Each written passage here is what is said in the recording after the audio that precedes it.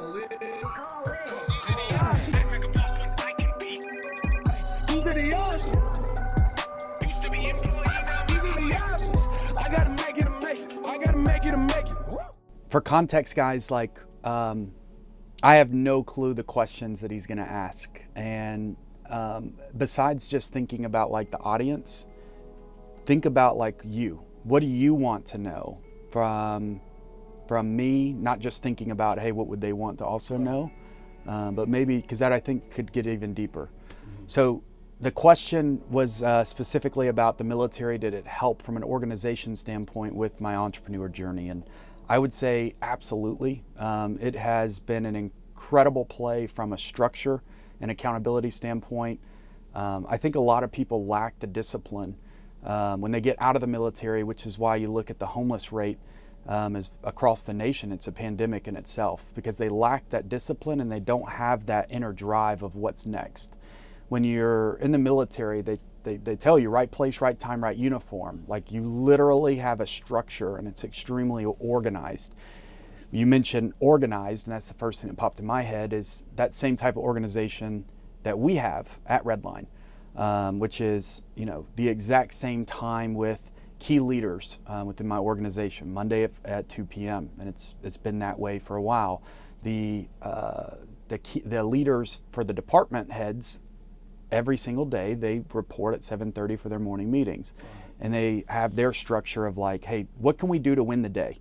And that type of mindset that's instilled from the top to the general labor staff that's, you know, putting a part on a hook, is that same type of structured organization. And so I think it's important for everybody to know, what is the mission?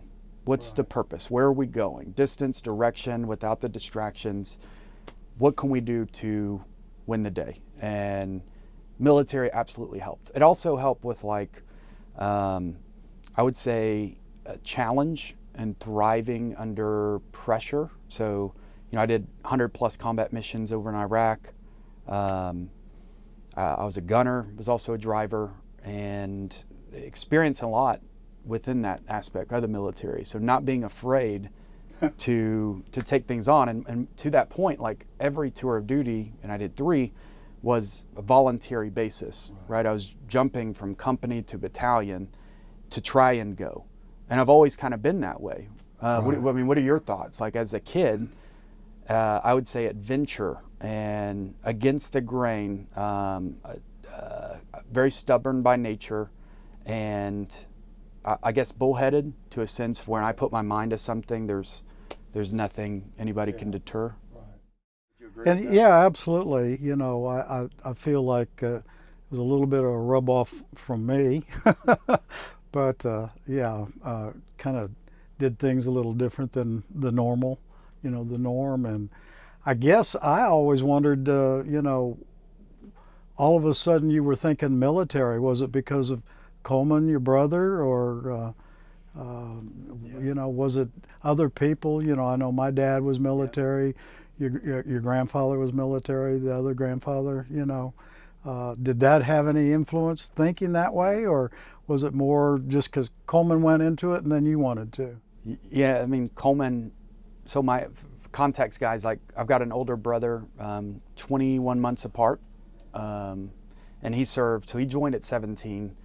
And I mean, a lot of what he did, I looked up to him. I mean, he was, you know, raised in a split home. I didn't have anybody all the time. It was my mom, Caroline, and who's my younger sister, and I'm the middle child, and Coleman. So I looked up to him, and going through ROTC, like when he joined, I wanted to join. Joining the military, I was, you know, I would say that he was definitely, if he would have picked Marines, I would have done Marines. Really? If he would have done Air Force, I would have probably done. Because I know with my dad being Air Force, you know, my dad says, where did you go wrong? Why did he do Army? I go, I think because his brother, you know. Yeah. So. Yeah, no, I think I didn't really know what to do. So, you know, when Mom kicked me out and I moved in with you. Right. And I wasn't like a bad kid. I don't feel like I was a bad kid, no, but I was not at all. I was stubborn to the point where you know, if and my mom was very strict, ridiculously strict, and it could almost be toxic. Where, you know, if you're so It's almost like a preacher's son. yeah, Preacher daughter. and you're withheld from everything, it makes you want to just rebel even more. Right. And so for me as a teenager, hearing, no, you can't go outside, it's past dark, or something ridiculous. It's like, I don't care what you say, I'm gonna just walk out the front door. And I've just kind of had that mindset of like, I don't care what you tell me, I'm just gonna do it myself. And that was my first words, right? That's right. Do you remember that? Yeah. Yeah. I remember it like yesterday, actually. How surreal it was. It's the way I do it. I'll do it myself. It's okay, you know. Yeah. But even playing basketball, you know, tuck in your shirt. Remember that? Yeah, tuck all in the your time. shirt, Colin. Oh, you know, he didn't tuck his shirt in, you know. Yeah. Well, she would be the one freaking out. It's just a shirt. Not a big deal. But no, I was, so, you know, joining the military, getting kicked out of my mom's house, moving in with you. Right. The scheduling, it was going to hold me back another year. Right, I know. And so I was already held back in kindergarten. No, first grade. First grade. And so I was going to be like 19 years old, graduate high school. Right.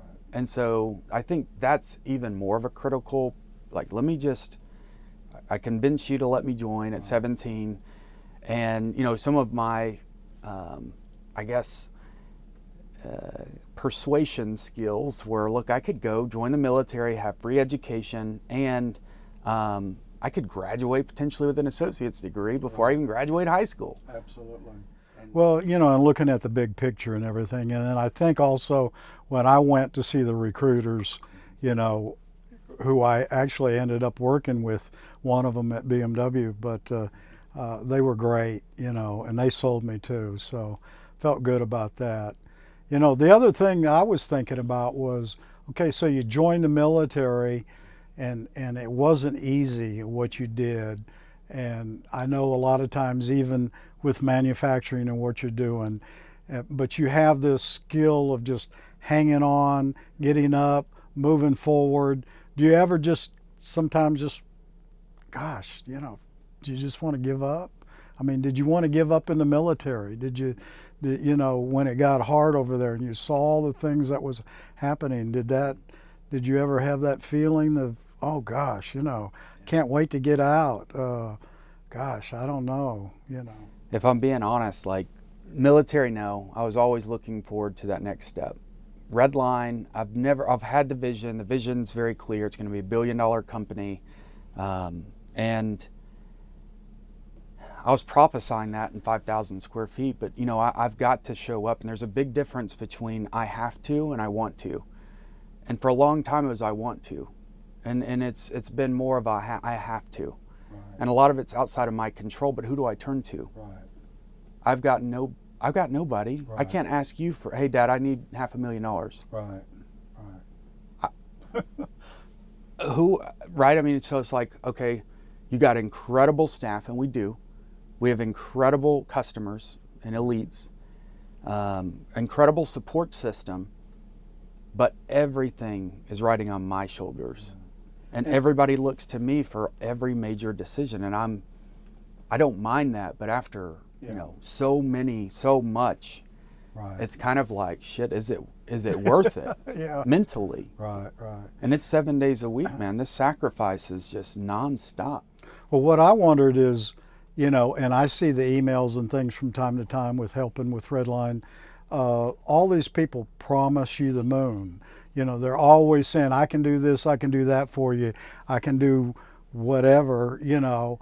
Who do you trust? I mean, how do you differentiate, you know, who do I go to? What, you know, do you go to other people that have been successful in manufacturing? I know you've tried to surround yourself, you know, with some successful people, and you work with them. But, you know, how do you know who to trust? Do you use your gut feeling, or just kind of? Yeah, that's a pretty broad question. So I would say for me, it has been the best leads that I get to work with have been through me asking somebody personally for recommendations. Right. Not cold cold emails going direct in. I don't know if I've ever worked with someone just off of that. Right. The only time that I can think of that I worked when we had Redline candles and we did candles. This was really good, by the way. They wanted to get my attention, so they sent it to Sean, my executive assistant, and they sent candles in an entire alignment, and they took the time to put Redline Steel and custom-made logos on it, and that's an incredible sales branding tactic. Sure. To get in front of somebody, because if it would have had their own, I wouldn't have thought twice about it. But that made me want to get on the phone. And you've seen the packages. Like I get, tons of like care packages, people trying to send us stuff, thousands of emails. So it is a lot. But taking that small little that time to just print a custom logo, send it to somebody, like you'd be surprised how much further you could get just off of that human connection, that personal touch point. I'm connected to Redline, Redline's here, and them taking that time makes me want to take the time to jump on a call. Yeah, I can see that. I used to do some of that, when I was cold calling, and get a picture of somebody and put it on the cover, and do different things like that too. But so what was your entrepreneur journey like, Dad? Because well, you are an entrepreneur. Yeah, I was an entertainer and booked entertainment for a long time, and all of that for about 19 years. Started at 10 and went professional at 13. And then when I transitioned out of that, because I didn't want to be 30 years old banging the drums at a Holiday Inn somewhere, is what I always say. But I was one of the founders in, being online. Office equipment, and that was after. That was after the professional. Right after all. So how old were you at that point when you started your own? It was in the 30s. Yeah. And no, actually it was in the 40s. Yeah. But I was one of the first to have manufacturers like Xerox, Sharp, Toshiba, Samsung, Canon. Drop ship. You always had to have a foundation and a store, and they thought I was crazy. The banks thought I was crazy. Nobody, loaned me any money. So, we after 2.5 years, we did, a couple $1 million, and gross, of course. It was quite a journey, What was that like for you as like a leap of faith? You're in your 40s and leaving kind of a 9-to-5, and you've always been in like sales, and you've been great and a grinder, and based on, so you knew your own ability on that. What did that look like? Well, I didn't give it a whole lot of thought because, like you, I believed in myself, and I went to work with another guy that piddled a little bit with it, and I just saw the big picture, and I thought, wow, this is phenomenal if you do it right. And so. What year was this? Do you remember? No, I really 2001? It was before Amazon started. Amazon, because I kind of laughed at Bezos basically saying, books, you're going to sell online books?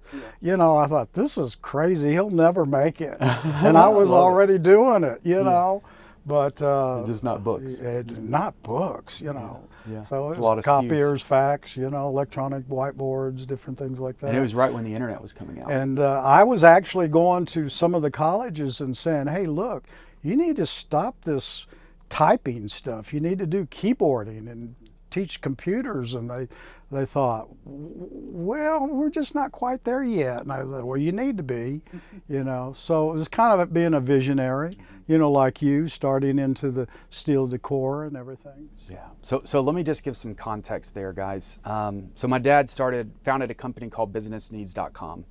And it was right when the internet was coming out. So drop shipping, imagine that 20 plus years ago. He worked out of his house, and him and his business partner basically started to learn SEO, and they built a website, and they relied on numerous manufacturing groups partnered with like Xerox, Panasonic, electronic copy boards, things of that nature, he would go and buy domains. Right. We bought about 20 domains. And then had them directly point to his website. So as people, and you got to think, guys, this is when he talks about kind of pioneering this industry. I didn't really see it growing up because I didn't understand it. Right. I was around it and I'd see hundreds of paper everywhere on the dining room table, but I didn't understand what half of that was. And so until I kind of matured and grew, like I could now I can look back and be like, man, that's genius. Because so he bought the domains, routed them directly to his website. So as people were searching for a Xerox copier. Or XeroxFax.com, I owned it. Yeah. And so then what ended up happening is, well, shit, you tell the story. I mean, Well, it just blew up, and I was getting 35, 50 calls a day minimum for a long time. And in fact, the wife says, hey, can we cut it off sometime? And I'm going, 10 o'clock maybe, But I was answering the phones and then started getting calls from overseas. And that was my next level, And then, of course, in 2008, 2009, when the economy, dropped and stuff, I had to kind of regroup and see what we can do and just kind of filtered through. And I lasted past a lot of people that had a lot of big money up in New York and California. But well, one of the first drop shippers, though. I mean, where did that come out of? Because I know you worked for a company, but y'all warehoused it yourselves, and that's a lot of capital up front. So. Absolutely, and that was the one thing that I always fought. Like with my partner, he wanted to have a storefront, and I'm going, why? Well, why have that overhead? We don't need that. And that was one of our battles together, and really about one of the only ones. But without having to have that stock and just have it drop ship, and then I got paid up front. Now there was, there was colleges and some government, and I mean I did Army, Navy, Marines, Air Force. I drop shipped, and down on the border, I sent fax machines down there. And I remember one time I missed a UPS coming to the house, and I went to Staples and I sent this fax machine, and then the FBI called me back, or they called Staples and said, "Is this guy legit? What's going on? Why is he shipping from, Staples instead of his own account?" And they assured him, because they knew who I was, yeah, he's legit. But anyway, yeah, it was a great ride. It was fun. Do you have any regrets? Anything you would change? No, I really don't. Except for I paid myself too much and should have put it back more into the company. So would that be your advice to someone else? Yeah, to withstand the storm. When you don't know accounting, I had to learn QuickBooks and all of this stuff. How do you pay yourself? And so, I structured it when I was on commission from other companies, but then, you get a little bit greedy when this money's coming in, and just so, I felt like I should have put a lot more back, and my business partner and I have talked about it, looking back, hindsight, what we could have done, that would have been important. So my advice, guys, for financial, and obviously you need to seek representation for any advice, but this is what I do, and you can take it for that, is look at your fixed and variable costs. So let's take your rent, insurance, property tax. Let's take an average of the last 3 months of your labor association, and then create some type of sum average. And there's all these, that's what your variables are, is that sum. Any of those fees, and then take out some of these bigger variables, which is like shipping or marketing. So those two is what I take out. Basically, if the government shut you down tomorrow, we got COVID, everything else going on, what would happen? And so what I want to know is, can I make sure that my employees are taken care of? Can I float cash to get us by if we were to just not, because then obviously we don't have marketing, we don't have shipping, so I can take those out. And this is what I do. So I take 90 days and put it into a savings escrow account. And then what I do is I take that same sum and put it into a working capital account for checking.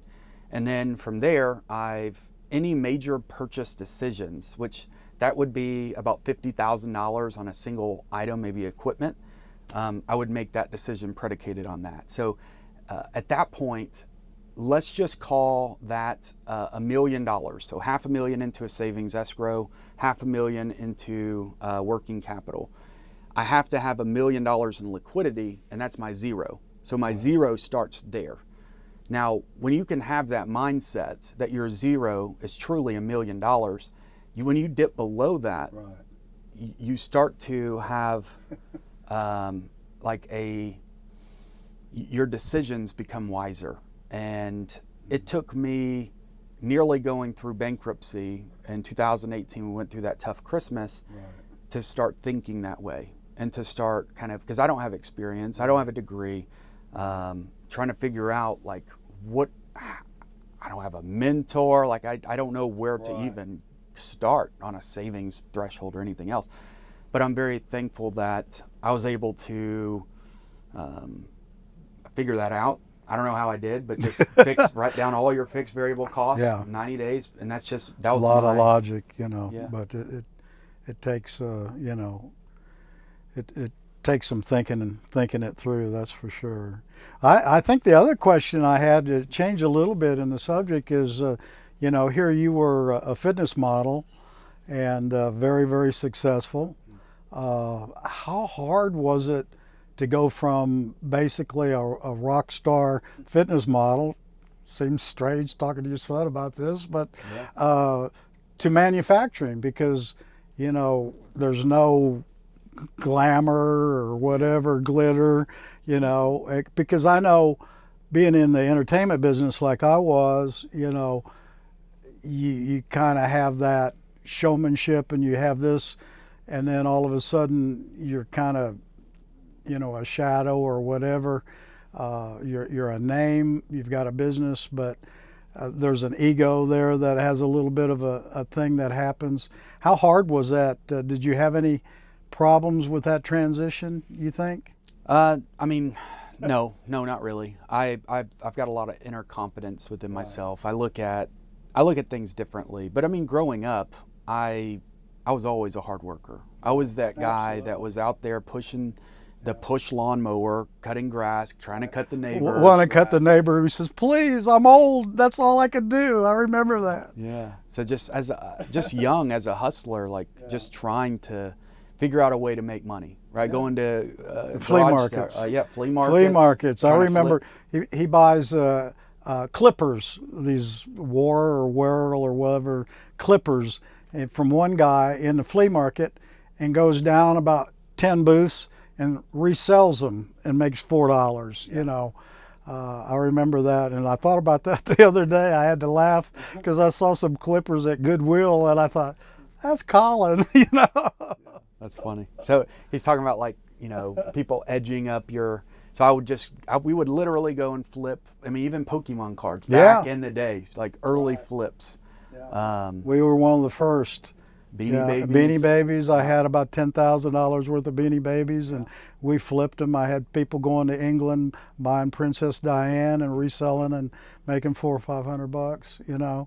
But we were one of the first in Huntsville to do that. But so I guess for me, because it's never been about I'm not afraid to get my hands dirty. Going into manufacturing, even though I didn't know anything about it, me and you are very alike. Right. This is a plus screwdriver. We are not, let's be honest, we don't know shit about manufacturing. Yeah, I still don't. I tell people I flunked puzzle in kindergarten. Yeah, exactly. That's why I took it twice. Right? That was first grade. Yeah, exactly. Yeah, that was tough. But, I would say one of the most, I always believed in myself, but hearing other people say, Colin, what are you doing? It's one of those things where it's kind of let me just show you. And I work so fast that I don't reflect back on what all has been accomplished. And so that's one of the challenges that I face. And even currently, I'm so forward thinking that I don't reflect back.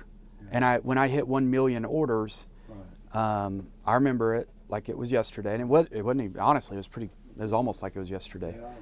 But I wasn't I teared up, and I'm not an emotional guy, and it was a contentment for about 5 minutes. Right.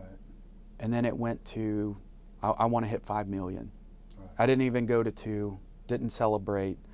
And 5 million, it's going to be here like it's tomorrow. And there's never really like a true, like, oh shit, we did it. Right.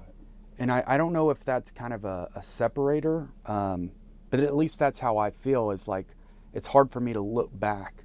And people are like, Colin, you're young, you've done so much stuff, but I don't feel like it. Right. Well, I feel like I'm like 80 years old, truthfully. Yeah. Like, I mean, physically, mentally, I've done a lot of stuff. Right. But I also move the needle and win the day, and I have for years. Just stupid work ethic. And do you set yourself with like 1 year, 5 year, 10-year goals?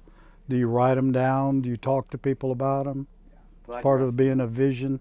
Yeah. You know, having a vision. I do. I've got everything mapped out. Good. I mean, to the point where, you know, when I started Redline 2016, I put 7 to 10 years, we're going to be $1 billion company. I'm going to take that, I'm going to exit and create a private equity group. And I already know the next 15, 20 years. I want to create this private equity group and have multiple entities within that are the same avatar focused. The same one we have right now at Redline. Right. Women, 40, 65 plus Christian conservatives, married homeowners, but it's just fun, building concept to reality. And taking everything that we're learning here and applying it. That's kind of like with my mastermind right now, being able to help and nurture people in all kind of different verticals. It's a challenge that's fun and exciting. So do you go back into being a visionary yourself? Do you vision it? Do you see it? Do you kind of taste it? Do you feel it? Because I know I did, you know, I remember making goals and saying, I can't wait to buy my first Mercedes, you know, I can't wait to do this, that, and the other. And there was a lot that I didn't accomplish, but I had that vision and I saw it and it happened, you know, and it seems like you do a lot of that. And we've never even talked about it. No, we haven't. So I know this year we put as like, last year was the year of the comeback. Because of the rough 2018 and near bankruptcy. So going into last year, that's what it was. This year is the year of foundation. And so I wrote out everything that I wanted to accomplish in 2 separate formats, 13 pages. And it's based on a foundation within marketing and a foundation within infrastructure, down to KPIs, metrics of I've got to hit both sides simultaneously, and that's what's even more challenging. I have to make sure that the incoming orders can match the outgoing and find that balance while balancing inflation, labor market, you know, looking at you know, every facet of the organization, but putting it on paper to the point where it's even more than that. I haven't had a sip of alcohol since last year, because the year of foundation for me is serious, because if it can deter me in my logic and my thinking, I've held that type of accountability internally.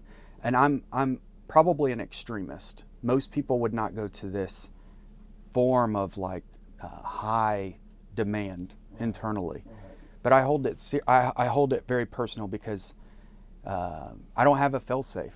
Redline has to be, and there's so many people that are relying on me that I got to show up every single day and win the day.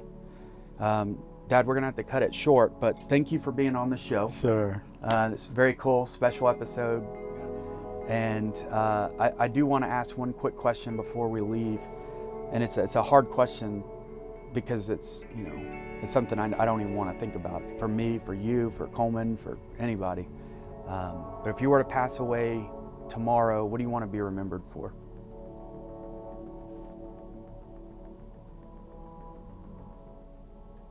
I think, you know, just being an honest, good Christian person, you know, somebody that's caring, somebody that, you know, loves their fellow man, and just know that, you know, I love all the kids. Thank you, Dad.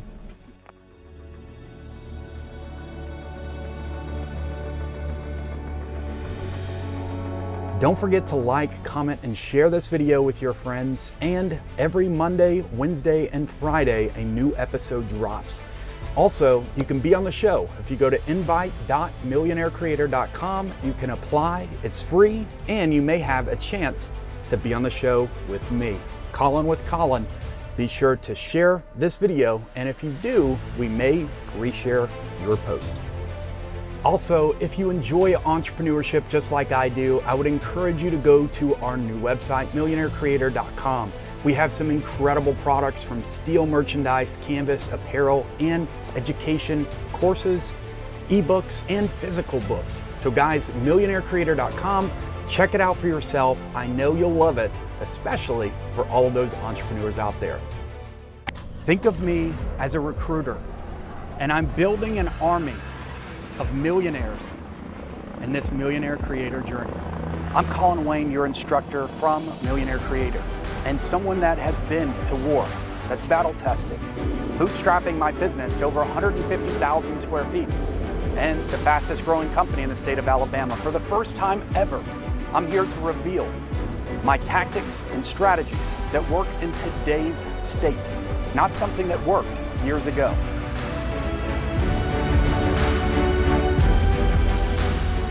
Boot camp starts today. Stop wasting time. Click that link.